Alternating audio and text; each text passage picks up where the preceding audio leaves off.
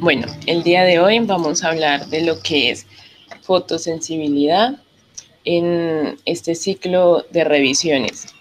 Para comenzar, entonces, haré una introducción y como sabemos, el Sol es la estrella más cercana a la Tierra y la principal fuente de energía que interviene en el desarrollo de todas sus formas de vida, el clima y los fenómenos meteorológicos. La luz solar es energía radiante con un amplio espectro electromagnético. Aunque la Tierra recibe solo una pequeña parte de esta radiación debido a que la capa de ozono y el oxígeno molecular de la estratosfera filtran y absorben de manera selectiva las radiaciones.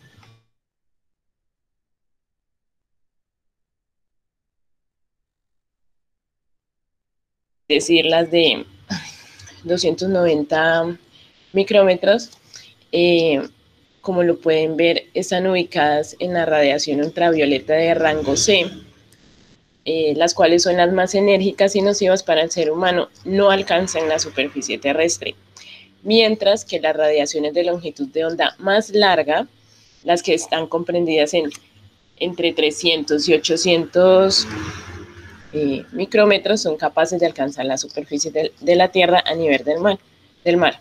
Perdón. Como pueden ver, las que están aquí son la radiación ultravioleta de rango B y de rango A en sus dos subtipos, 1 y 2. Bueno, entonces la variabilidad de la respuesta cutánea ante la exposición solar. Esta depende de 3 factores principales. El primero son los factores ambientales y entre estos tenemos lo que es la intensidad de la radiación, el cual comprende varios ítems. La capa de ozono, la hora del día, la altitud, la latitud, la estación del año, los fenómenos meteorológicos y la radiación refleja, que esta se da por elementos como la nieve, la arena, el agua, etc. Los otros son los factores relacionados con la exposición, las pantallas físicas, la vestimenta del sujeto, los factores propios del individuo. Entre estos tenemos el estrato córneo, la pigmentación del individuo, el eritema del individuo, que ya vamos a hablar más adelante de esto, y el fototipo. Ya entonces, en los efectos de la radiación solar en la piel, lo que podemos ver es que hay varios espectros. Está el infrarrojo, que penetra en la hipodermis, genera en lo que llama el texto como efectos positivos, calor y bienestar, y entre los efectos negativos, deshidratación. La luz visible llega hasta la dermis reticular. Su efecto positivo es ser antidepresivo y el efecto negativo ya es el envejecimiento cutáneo. Para el espectro o los rangos A y B de la radiación ultravioleta, en la A tenemos que esta llega a lo que es la dermis reticular y papilar.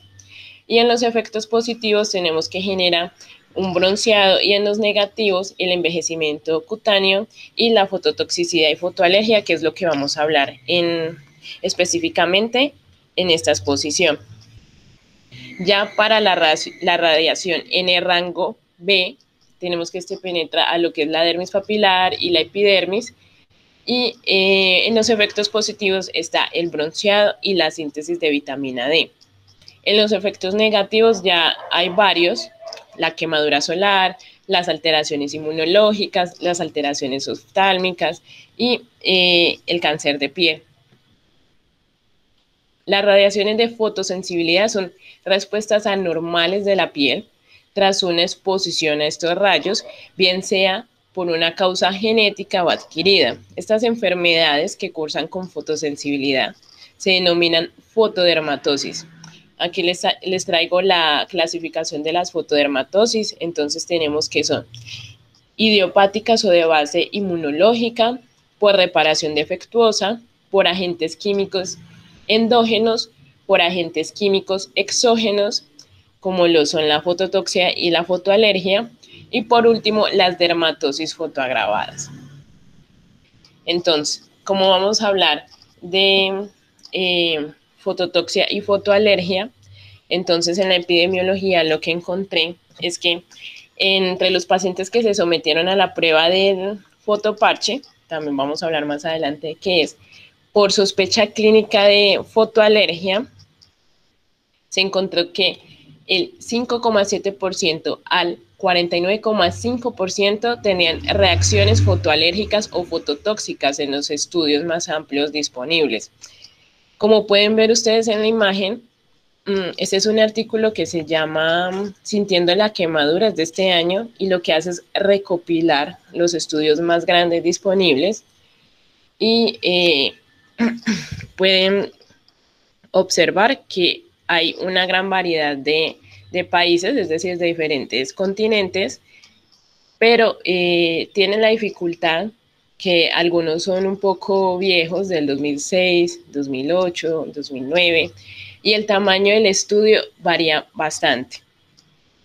Los alergenos utilizados también son muy variables, van desde el más pequeño, de 13 alergenos, hasta el más grande, de 34 alergenos. Lo que también se puede ver es que si bien hay un 5,7% siendo el más bajo y el 49,5%, se puede ver que hay una amplia variabilidad que van acercándose más al 49,5%, que se tratan de ir más como a un promedio del 30% en lo que podemos observar de los estudios. Ahora bien, ¿qué se puede ver? Que la prevalencia de las reacciones fotoalérgicas y fototóxicas varían no solo entre grupos raciales y étnicos, como nos lo dice el artículo, sino que también estas varían según la región geográfica. Sin embargo, en general es difícil estimar la verdadera prevalencia de reacciones fotoalérgicas y fototóxicas en toda la población. ¿Por qué? Debido a que estas tienen un curso relativamente leve y autolimitado, que hace que los pacientes no consulten. O en su caso, los pacientes son capaces de identificar qué lo causa, retiran el causante y por ende no consultan. Ya hablando específicamente de lo que es la fototoxicidad, entonces tenemos que en esta se requiere que un agente con poder fotosensibilizante alcance la piel y que ésta reciba luz de una longitud de onda apropiada. En este caso tenemos el rango A, que es el específico para estas dos patologías de las que estamos hablando hoy. Perdón. La reacción se desencadena cuando el fotosensibilizante interacciona con la luz y absorbe sus fotones, generando un compuesto fotoactivo con capacidad para producir procesos bioquímicos cuyo resultado final es el daño de la estructura celular. Entonces, en las características que podemos ver de esta patología es que son relativamente frecuentes, tienen un periodo de latencia corto, se podría decir que es muy corto, porque podría en algunos casos ser inmediato, aparece desde la primera exposición y la reacción depende de la cantidad o dosis del agente fotosensibilizante y de la intensidad de la radiación recibida. Estas reacciones fototóxicas se han clasificado en lo que son fotodinámicas y no fotodinámicas. Las fotodinámicas son en las que la energía liberada en forma de electrones por las sustancias transmitidas directa o indirectamente al oxígeno, lo que me genera radicales libres que son los responsables del daño celular. Por otra parte, tenemos las no fotodinámicas, que en estas hay una interacción directa entre la sustancia y el ADN celular y esto me da lugar a una lesión celular de tipo no oxidativo.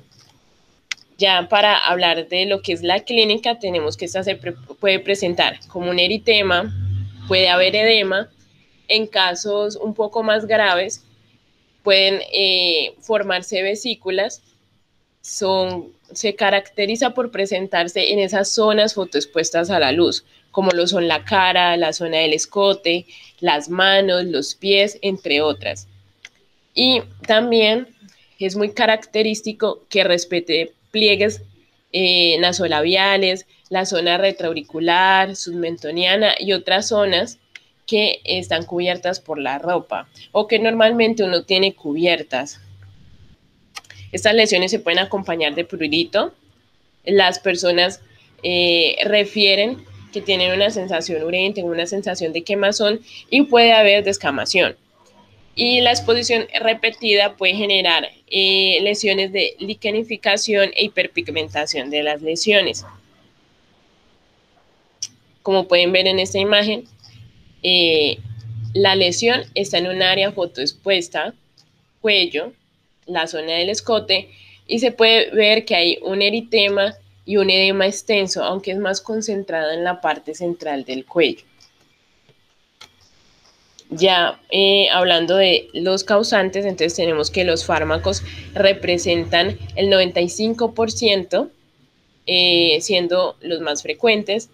La reacción depende de la dosis del fármaco, de la dosis de radiación y del tiempo de exposición a la misma, como otras características ya dadas del individuo o de la zona geográfica, como ya hablamos.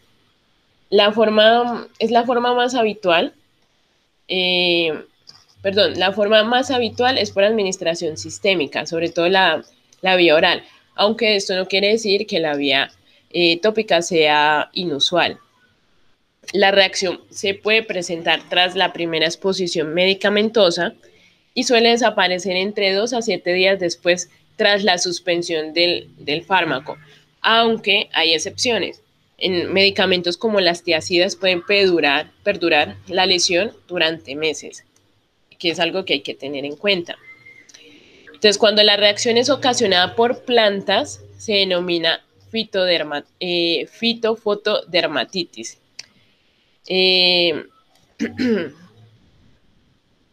Estas son dadas sobre todo en las plantas que contienen puranocumarinas, como en el caso de las familias de las rutáceas y umbelíferas, que ya vamos a hablar un poco más de esto. Y estas lesiones tienen un aspecto que dibuja el contacto de la piel con las plantas. Y hay en ocasiones que no solamente, no va a encontrar uno como esas figuras lineales, como lo pueden ver aquí en la imagen, sino que se puede quedar tallada la forma de la hoja, o puede pasar, como en otros casos, que el ocasionante, daré un ejemplo, es el limón. Entonces, cuando la persona tiene el jugo de se lo aplica por X o Y motivo, también puede generar la lesión y no quiere decir entonces que quedó la forma. Entonces, entre los medicamentos más comunes tenemos estos.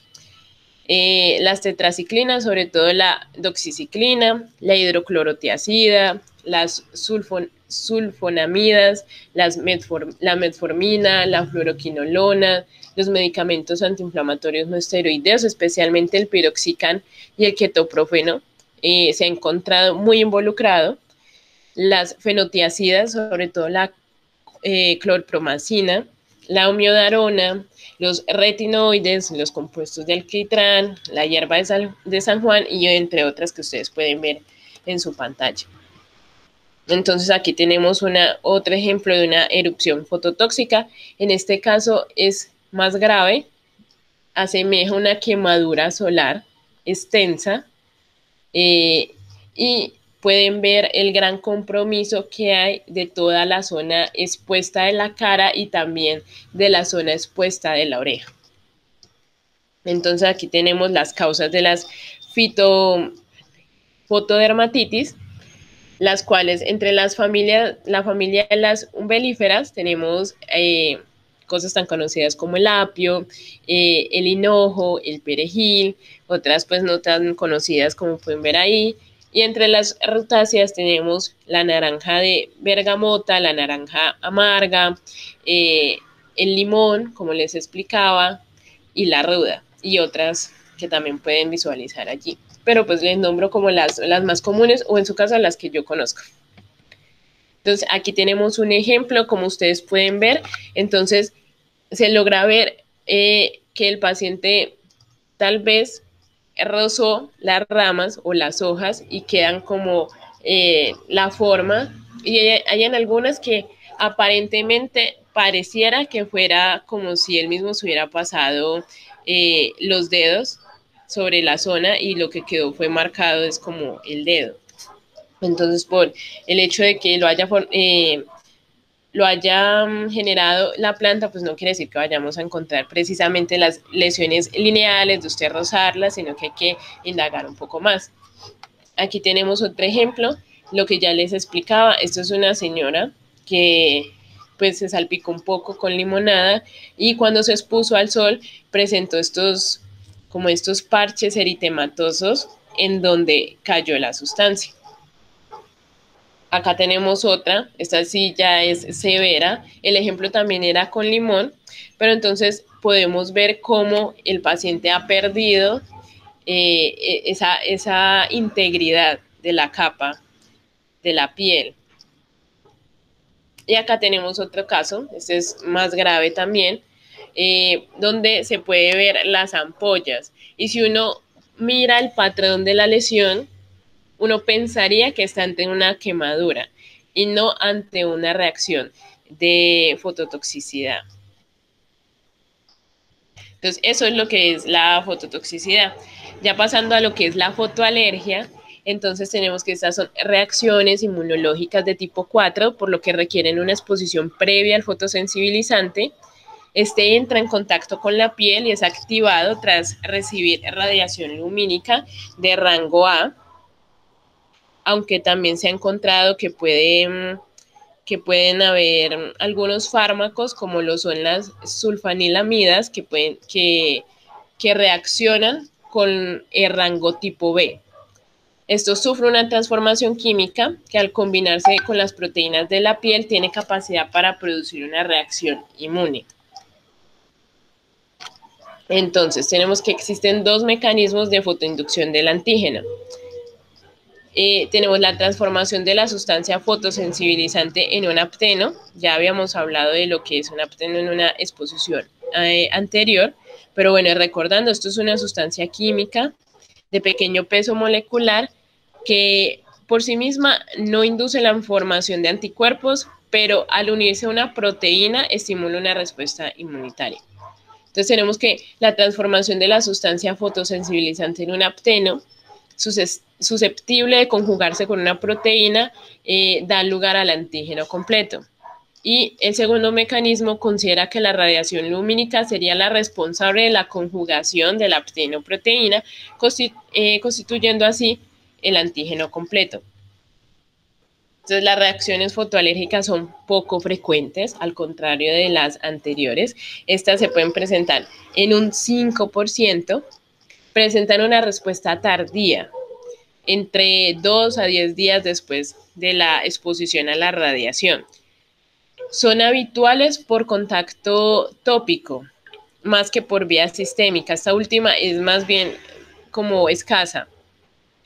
Aparece con pequeñas cantidades de la sustancia, a diferencia del anterior, y en general solo precisa dosis pequeñas de radiación, que también es muy diferente a lo que vimos en el anterior. Las manifestaciones clínicas, en este puedo encontrar prurito, eritema, a veces hay vesiculación, pero pues en los casos graves, al igual que el anterior, y las ampollas, en todas esas zonas fotoexpuestas, aunque esto es la característica, en mi opinión, más importante de esta, es que pueden sobrepasarlas. Entonces hay que buscar no solamente en las zonas fotoexpuestas, sino tratar de mirar un poco más allá, porque estas tienden a correrse un poquito de esa zona, no mucho, pero es una de las características fundamentales. Estas lesiones se suelen resolver con descamación, al igual que la anterior, pero no dejan pigmentación residual. Entonces aquí tenemos una reacción de fotoalergia. Si uno compara la foto que les mostré, la foto inicial que les mostré para la fototoxicidad, uno diría, no, pues es igual. Y es que es verdad, es igual. La forma de diferenciarlas ya es en lo que usted indague en la anamnesis, porque esa es la forma de yo poder diferenciarlas. De resto, su presentación es muy, muy similar. Entonces aquí podemos ver la zona de un paciente masculino, el cuello, se ve como marcado, como en forma circular en el pecho, pero si uno ve, está como que se extiende un poco más, como que hay como si se fuera degradando la lesión. Pues no es el término, pero pues es el ejemplo que para hacerme entender. Estas suelen presentar reacción cruzada entre fármacos similares y la sensibilización pues es permanente, como ya les había explicado. Entonces, los agentes tópicos que más están relacionados son los protectores solares, sobre todo esos componentes, las benzofenonas, los cinamatos, entre los AINES, el ketoprofeno otra vez vuelve a jugar un papel importante, el diclofenaco, fragancias como el aceite de sándalo, las fenotiacidas, los agentes antimicrobianos como la clorexidina, y entre los sistémicos, que ya dijimos que es poco, pero pues también se da, tenemos la quinidina, la quinina, las quinolonas, las sulfonamidas, el ketoprofeno y el piroxicam. Entonces acá tenemos un ejemplo y es una placa eritematosa en un miembro inferior. Está muy bien delimitada, como pueden ver. Y lo que sucedió es que el paciente se aplicó ketoprofeno. Entonces, esa zona a la derecha que no está afectada es porque el paciente tenía la media puesta. Entonces, allí no hubo exposición a los rayos ultravioleta, pero la zona que sí se expuso, obviamente, tuvo su afectación. Aunque si ustedes pueden ver, tiene una gran ampolla que nos habla de que si hubo algo de exposición en esta zona, no se salvó del todo y tuvo esta manifestación. Esto se los traigo es como para dejar claro ciertos términos, ¿no? Entonces, cuando el fotosensibilizante es tópico, y yo estoy hablando que el mecanismo fisiopatológico es tóxico, entonces se llama dermatitis fototóxica. Cuando es alérgico, pues entonces lo llamo dermatitis fotoalérgica de contacto. Ya cuando es sistémico, entonces ahí se utiliza el nombre de fototoxia, y cuando es alérgico, entonces ya le llamo fotoalergia. Acá este cuadro de UpToDate pues resume todo lo que les he comentado. Entonces, teniendo en cuenta el orden, fototoxicidad, posteriormente fotoalergia, entonces tenemos que la incidencia en el primero es alto, en el segundo es bajo, la cantidad de agente necesaria para la fotosensibilidad es grande, en el otro es más pequeño, el inicio después de la exposición al fotosensibilizador y a la luz, en el primero, es decir, en la fototoxicidad de minutos a horas, mientras que en el otro es más tardío, 24 horas o más. El primero no tiene requisito de inmunización, la fotoalergia sí, las características clínicas, la fototoxia en todos los textos lo asemejan a una quemadura solar exagerada, como vimos en una de las imágenes. Y la fotoalergia es más comparada con una dermatitis aguda o crónica. Y esto puede generar bastante confusión. La distribución, pues solo en piel expuesta en la fototoxia. Y en la fotoalergia, pues ya hablamos de que se da en la piel expuesta, pero yo también tengo que buscar un poco más allá porque se puede extender. En cambios pigmentarios es frecuente en la fototoxia, eso es algo que no les había comentado, pero en la fotoalergia es muy raro. Las características histopatológicas. En la primera hay una degeneración de esas células epidérmicas, hay un edema dérmico y hay vasodilatación, hay infiltrado mononuclear escaso. Y en la segunda se encuentra una esponjiosis epidérmica, una exocitosis de células mononucleares y un infiltrado dérmico de células mononucleares. Ya en lo que es el desarrollo de reacción a la luz persistente, las reacciones cruzadas a agentes relacionados y la unión covalente con proteínas transportadoras es es negativo en la fototoxia, pero es positivo en la fotoalergia. Entonces, ya haciendo ese repaso, entonces tenemos el diagnóstico. En este tipo de patologías, el diagnóstico es muy importante para tratar de identificar cuál es el agente causal y eliminarlo y pues darle como un tratamiento a la lesión. Pero lo primordial es identificar qué es lo que lo está causando. La prevalencia de este tipo de reacciones puede verse incrementada en grupos de poblaciones como los pacientes inmunosuprimidos o ancianos, debido a la utilización de múltiples medicamentos, la terapia crónica e intermitente, la alteración del metabolismo y determinados factores iatrogénicos. Entonces, en la anamnesis hay que indagar la edad de inicio. Se preguntarán en este punto, bueno, pero ¿por qué? Aquí no es muy importante, sinceramente, pero es que la fotosensibilidad incluye un amplio espectro de patologías que más tarde se las voy a nombrar, y por ende es muy importante entonces yo saber la edad de inicio. El periodo de tiempo entre la exposición y la aparición de la erupción, pues ya vimos cómo esto nos puede guiar a cuál de las dos es la que pues, es la patología, la duración de la erupción, la ubicación de la erupción, la descripción de esta, sobre todo porque hay pacientes que consultan y ya no tienen la lesión activa, entonces esto es bastante importante. Y si tienen fotos, mejor. Los síntomas asociados, prurito, dolor, que se quejan de que son zonas donde arden o donde escuece. También hay que preguntar sobre la variación estacional. Obviamente en esos meses del año donde donde estamos más expuestos a la radiación, entonces es en los que donde se van a ver más frecuentes las lesiones. Obviamente en nuestro país no tenemos las 4 estaciones, pero sí tenemos algunos meses donde la exposición a los rayos ultravioleta es más frecuente. El uso de cama de bronceado, esto hay que preguntarlo y es muy importante porque se tiene que suspender.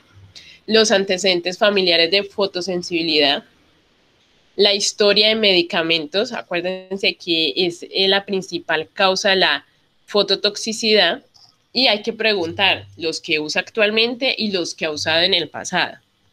La historia de productos aplicados a la piel, sobre todo en la fotoalergia, que son los que están más relacionados con los agentes tópicos, las actividades ocupacionales y recreativas, los antecedentes de dermatosis fotoexacerbadas es muy importante para hacer el diagnóstico diferencial.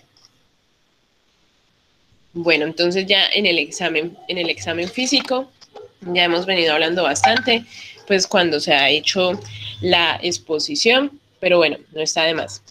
Entonces hay que examinar la piel, debe incluir los puntos, las zonas expuestas y las no expuestas. Hay que tener en cuenta que estos suelen aparecer de forma simétrica en la cara, eso no se los había comentado. También en las orejas, en el área V del cuello y el pecho, en los antebrazos, todas esas zonas expuestas. La preservación del área relativamente sombreada del labio superior, en el cuello submentoniano, los párpados superiores, los pliegues nasolabiales y las áreas retroauriculares, pues también me sirven bastante para identificarlo. En las herramientas diagnósticas, entonces tenemos el fototest. Este se utiliza para determinar la dosis mínima de eritema de un paciente. La dosis mínima es esa, perdón la redundancia, dosis más baja de radiación ultravioleta administrada a la piel que induce eritema 24 horas después de la exposición. Entonces, en las MET, en pacientes con ciertas fotodermatosis, son más bajas que la de los controles normales, como suele suceder en estas dos patologías, que para los rango A es más baja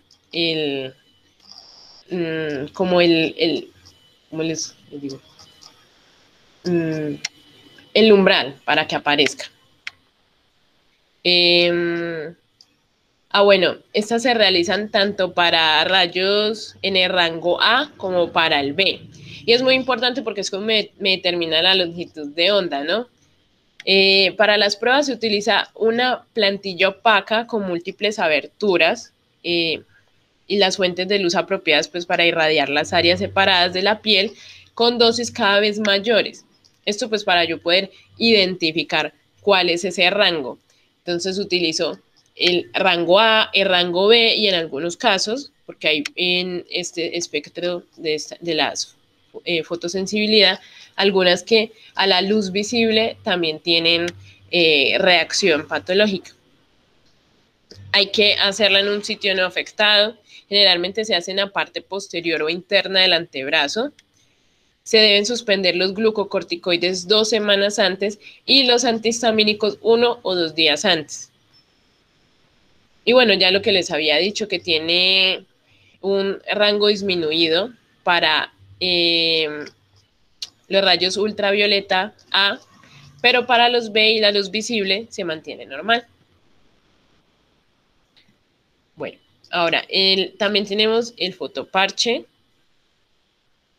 En este se colocan 2 conjuntos de fotoalergenos potenciales idénticos en la espalda. Después de 24 horas se retira un conjunto y en ese sitio se irradia con un rayo ultravioleta pues en el rango a una dosis de 5 a 10 joules centímetro cuadrado. El sitio se cubre de nuevo y 24 horas después se examina las reacciones tanto del sitio de prueba como del control. Una reacción a un fotoalergeno específico en el sitio irradiado, pero no en el sitio de control, indica fotoalergia. Ahora bien, si hay una reacción similar en ambos sitios, sugiere una dermatitis alérgica de contacto no fotoinducida, que hay que tenerlo bastante en cuenta. Ahora, hablando del tratamiento, tenemos que lo principal, como les había dicho, es suspender esa sustancia o el fármaco que está generando esa reacción con la luz solar. Se deben utilizar medidas de protección solar, súper importante, evitar el sol, utilizar ropa de protección solar y pues el mismo protector solar. Bueno, entonces las fototóxicas, estas se deben tratar como quemaduras solares según UpToDate, ¿no? Entonces deben utilizarse compresas frías, emolientes y analgésicos orales, teniendo en cuenta pues que no vaya a ser uno de los analgésicos que genere las reacciones. Para las fotoalérgicas tiene que tratarse como una alergia por contacto. Entonces hay que aplicar en estos casos corticosteroides tópicos en las áreas afectadas. Lo que yo encontraba es que podría utilizarse hidrocortisona, pues empezando por uno de baja potencia si la lesión es claramente leve, de 1 a 2 veces al día o 3 a 4 veces al día, teniendo en cuenta que esto es en adultos, porque en los niños se utiliza solamente de 1 a 2 veces al día. Ya si la lesión es, yo digo, no, esta lesión no es leve, la hidrocortisona no me va a servir, entonces se podría utilizar una betametasona, valerato, al 0,1%, 2 a 3 veces al día. Y en la mayoría de los casos, esto es suficiente, porque me reduce el prurito y la respuesta inflamatoria. Hay en casos en los que se puede utilizar un ciclo de corticosteroides sistémicos de 2 a 3 semanas, pero no encontré como una fuente confiable en la cual basarme para hablarles de cuál utilizar, entonces eso sí se los quedo viendo. En la fotoprotección, esta parte es bastante importante y me pareció pues muy curioso porque había varias cosas que yo no conocía pues en este tema. Entonces, las personas deben evitar el sol en las horas del mediodía, más específicamente en el rango de 10 a.m. y 4 p.m. En algunas zonas muy calurosas hay que extender este horario hasta las 5, 5:30. La ropa protectora debe comprender camisas y pantalones de manga larga, sombreros de ala ancha. En la ropa es muy importante que esta debe ser negra. La creencia popular es que debe ser blanca, que para evitar el calor, que para evitar una mayor exposición, pero realmente lo que dice Up to Date es que debe ser ropa negra, preferiblemente ropa gruesa, y si no es gruesa, pues que sea al menos un poco holgada. Estas personas, hay casos que son tan graves que tienen que indicársele que utilice películas para las ventanas que bloquean la radiación ultravioleta en el automóvil o en la misma casa. Tienen que utilizar un protector solar de amplio espectro, es decir, que sea útil para el rango A y para el rango B. Y en este tema de los protectores solares es bastante importante hablar de lo que es la parte química, porque los ingredientes activos de los protectores solares químicos actúan absorbiendo estos rayos ultravioleta y poseen diferentes espectros de absorción ultravioleta. Por ende, las anteriores herramientas son útiles, identificando cuál es la longitud de onda a la cual yo tengo que impactarle. Se puede hacer una recomendación específica de un protector solar con los ingredientes más eficaces, como les digo, si yo conozco el espectro de acción de la fotodermatosis.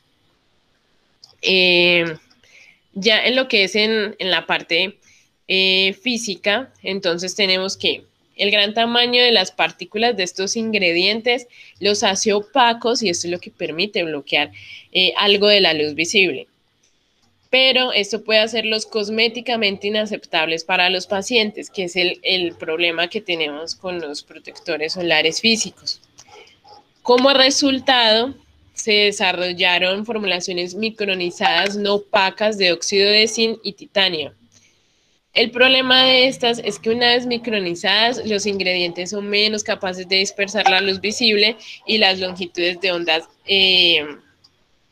más largas de rango A, de los rayos ultravioleta. Por ende, no sirven. Entonces, pues así no sea muy estético, pero hay que utilizar el que no es micronizado. Acá tenemos los componentes para cada longitud de onda. Entonces podemos ver los que impactan al rango B, que son muchos, y tenemos que los que impactan en el rango A también impactan en el rango B. Entonces, pues, tendrían como un doble beneficio. Ya en lo que es el inorgánico, que son los físicos, pues tenemos lo que es el dióxido de titanio y el óxido de zinc. El orgánico, no les comenté, eso es el protector, la parte química. Ya en el inorgánico, pues es la parte física. Ya para el diferencial, entonces este es bastante amplio, pero específicamente para las patologías que les estoy exponiendo, entonces hay que hacer un diferencial con lo que son las fotodermatosis que son agravadas por la exposición solar, como lo son el lupus eritematoso.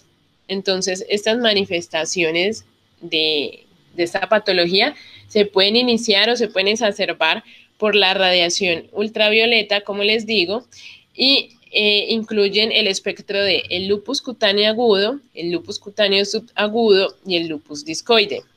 El lupus cutáneo agudo se observa en esos pacientes que tienen el lupus eritematoso sistémico y clásicamente afecta el área malar. Entonces, digamos que podría ser un poco fácil hacer el diferencial. Entonces, aquí tenemos una imagen.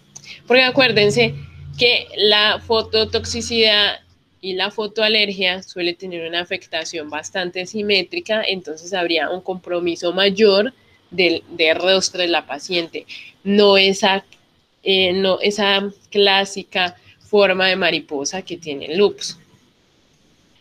También nos dice Up to Date que hay que hacer un diferencial con el lupus cutáneo subagudo, que puede estar asociado con el lupus eritematoso sistémico, aunque esto puede ocurrir también sin afectación sistémica.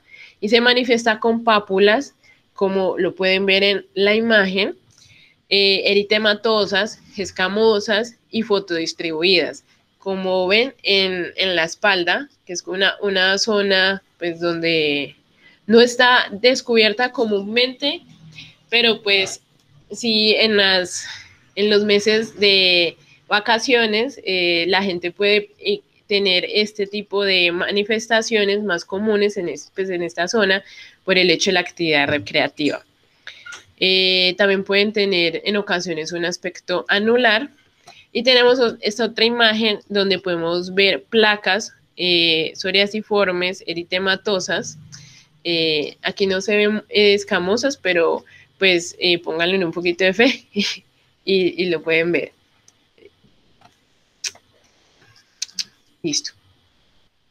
Bueno, y por último, tenemos las dermatomiositis, donde los hallazgos cutáneos asociados a menudo son inducidos por la radiación ultravioleta y aparecen en la piel expuesta al sol. Por eso es que tenemos que hacer el diferencial. Pero esta incluye una patología bastante densa que si usted empieza a sumar los hallazgos, pues entonces puede hacer el diferencial. Entonces, las personas presentan una erupción heliotropo en la cara.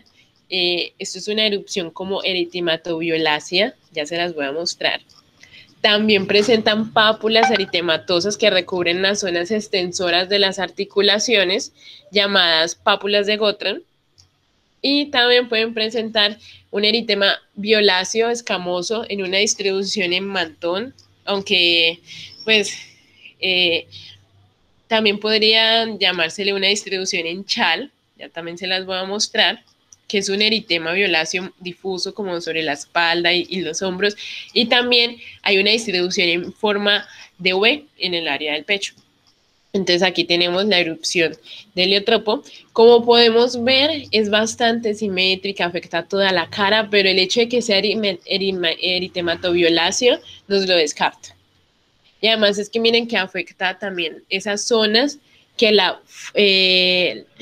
patologías fotosensibilizantes no afecta, como el pliegue nasolabial y la parte superior de los párpados.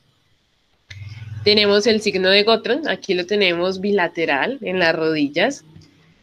Tenemos el signo del chal, aquí tenemos una erupción poiquilodermatosa, que no es como muy similar al chal, pero pues fue como la más similar que encontré. Y tenemos la de la zona B, que tampoco es que se parezca mucho, pero es la que nos presenta up to date de esta patología. Entonces aquí les traje los demás trastornos. Son muchos, como pueden observar. Entonces está la erupción de luz poliforma, la erupción primaveral juvenil, el prurigo actínico, la hidroa baciniforme, la dermatitis actínica crónica, la urticaria solar. También tenemos la protoporfiria eritropoyética, la porfiria cutánea tardía y la pseudoporfiria. Entonces, como pueden ver, es un amplio espectro y por ende hay que preguntar la edad, la presentación estacional, también como, bueno, aquí no lo incluí, pero hay algunas que están muy asociadas con el rango B de los rayos ultravioleta y como dos que están asociadas con la luz visible. Y ya, eso era todo lo que les tenía para esta revisión. Espero que no haya sido muy aburrida, que les haya gustado, que hayan aprendido. Y qué pena ahí por la voz, pero pues estoy un poco afectada. Si tienen preguntas, inquietudes. Hola María del Mar, ¿cómo estás? Muchas gracias por tu ayuda y por la exposición del tema. Yo quería preguntarte, porque es que me conecté un poquito ya después de que habías iniciado la charla, si de pronto tú habías encontrado o habías dicho al cuánto tiempo de la exposición al medicamento aparecen estas lesiones. Sí, pero bueno, el texto que consulté que casi todo me basé fue en UpToDate, no dice específicamente al cuánto tiempo. Lo que nos dice es que la reacción, hablando de la fototoxicidad, puede presentarse tras la primera exposición y que puede presentarse de minutos a horas, pero no hace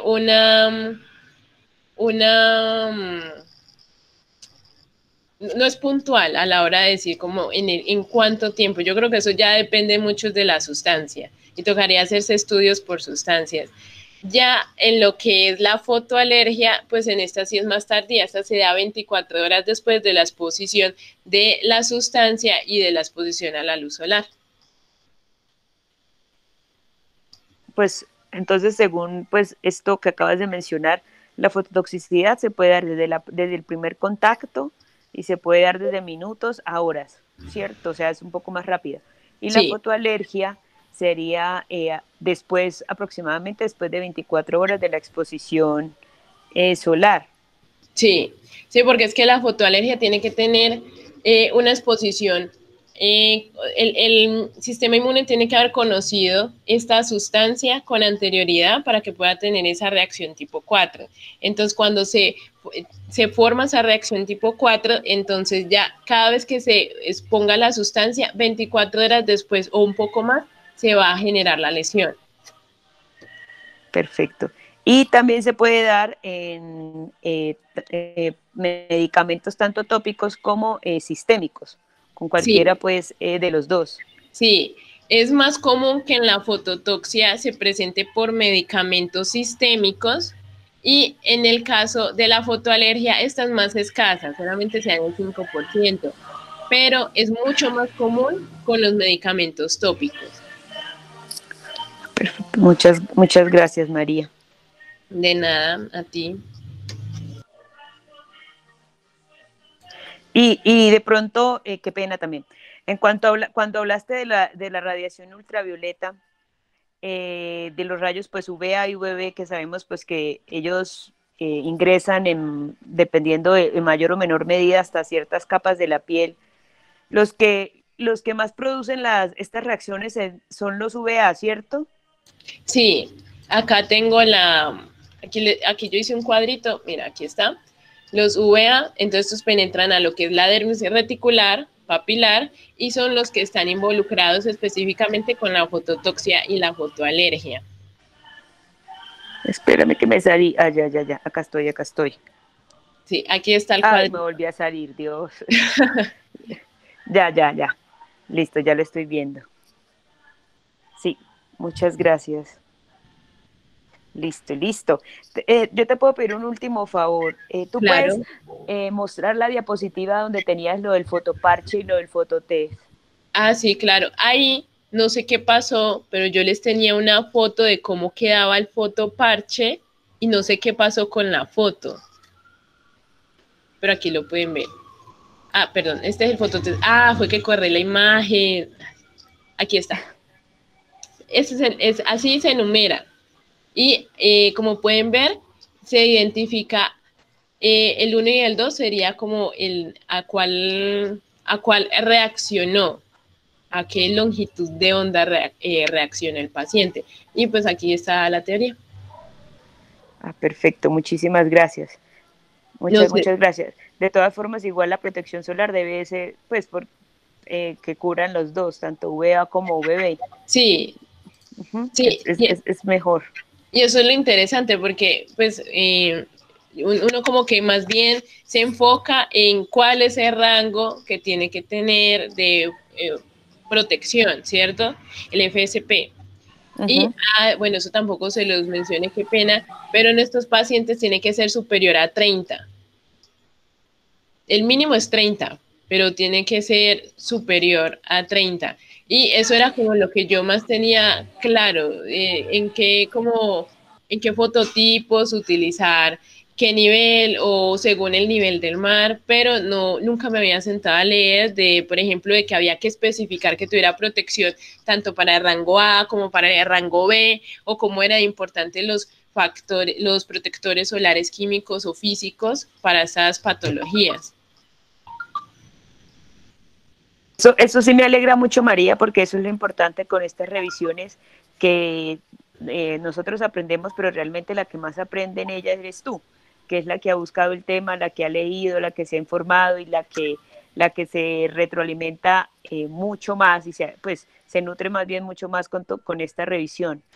Y sí debemos buscar pues que nos cubra tanto para rayos UVA y UVB, pues porque si bien pues los UVB son los más asociados pues a la parte de la formación o del cáncer de piel, pues los rayos UVA vimos que también pueden inducir estas reacciones y también pues ayudan en el fotoenvejecimiento.